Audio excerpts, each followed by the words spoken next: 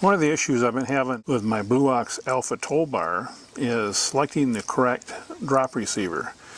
Now the receiver that I've got is clearly a little bit too high, so I know that I got to have at least some drop. So if I look in the manual,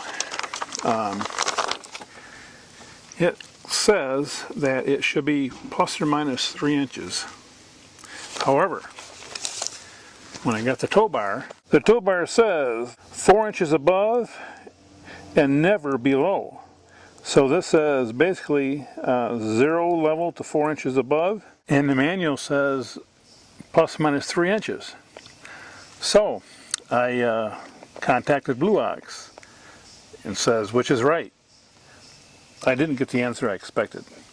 I would have thought that since the tow bar has a different specification than the manual, that would take precedence, but no, they said plus minus 3 inches.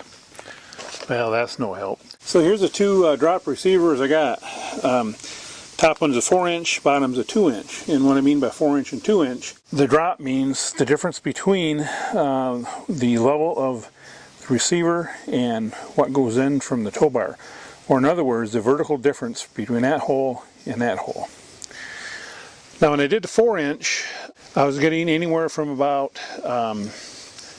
negative ½ inch to 1½ inches, just depending on the lie of the ground and such. With this one, I should reduce that to about 3½ inches to 1/2 inch or so. So I'm trying this one because I think this is going to be closer to either specification. Either specification will let me go up to 3 inches.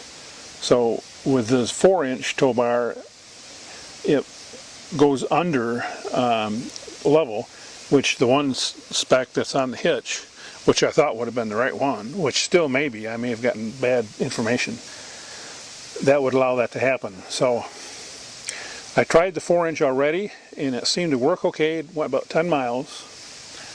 But I had the sensation that when I put on the brakes, I could feel the car kind of diving, rear end lifting up a little bit on the coach, which is kind of a characteristic of being with a negative angle on a tow bar. So I'm going to try this 2-inch and see how that works. And these are $100 a piece, so I mean, this can be a real expensive experiment, but I'll just return which one I don't use. But I wish Blue Ox could get their act together and have consistent specifications, but you know, I guess it's just indicative of everything else in the RV industry. We're going to put this one on, and we're going to use the hitch mobilizers so that it doesn't rattle, and go from there.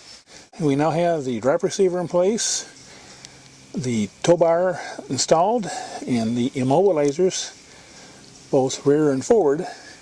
So this hitch is on secure, and all there's left to do now is put the cover on it. Of course, this really doesn't need a cover, but $30 to protect something costs $600 or so. You know, it's not a bad investment, so we bought one to put it on.